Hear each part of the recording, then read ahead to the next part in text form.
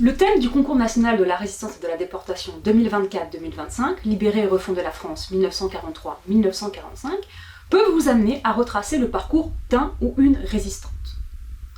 Pour commencer le travail, si vous souhaitez travailler sur un ou une résistante qui a été actif ou est originaire de votre commune, de votre département, de votre région, vous pouvez tout à fait partir des noms de lieux, noms d'écoles, noms de rues, noms de médiathèques par exemple, ou de plaques à poser dans les rues pour rendre hommage à un ou une résistante, ou enfin, depuis, des monuments aux morts qui mentionneraient des résistants ou des résistantes tombés par exemple pour la libération de votre commune.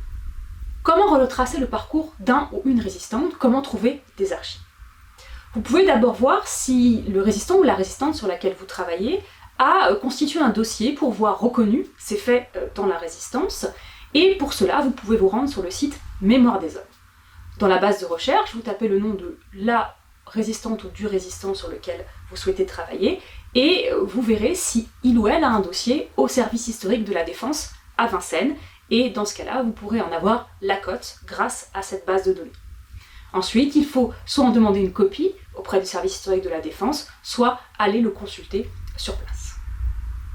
Vous pouvez aussi consulter les archives du Comité d'histoire de la Deuxième Guerre mondiale, qui a recueilli un certain nombre de témoignages après la guerre et qui ont été numérisés.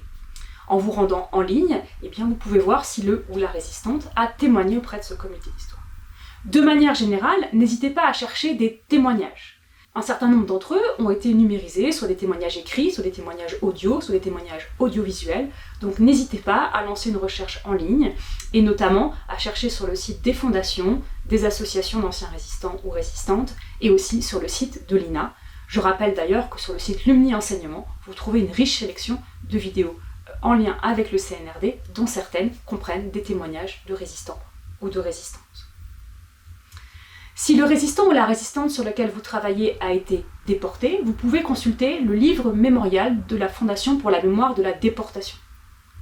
Vous pourrez ainsi retrouver le parcours de cet homme ou de cette femme dans l'univers concentrationnaire. Vous pouvez ensuite contacter, en fonction du camp où il ou elle a été déporté, les amicales pour savoir s'ils ont des documents. N'hésitez pas aussi à consulter le site des archives à Rolzen, où une partie des documents issus des camps de concentration ont été numérisés.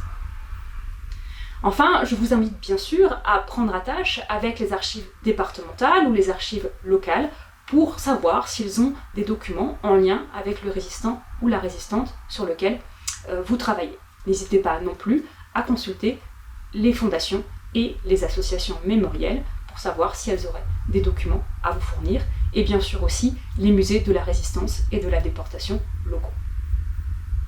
Vous pouvez aussi consulter d'autres sites qui pourront vous apporter des informations complémentaires, et par exemple le site Gallica, où une partie de la presse a été numérisée, et en lançant une recherche avec le nom du ou de la résistante sur lequel vous travaillez, vous pouvez éventuellement trouver d'autres informations, et par exemple aussi sur sa vie après la guerre, ce qui peut permettre de prolonger la réflexion.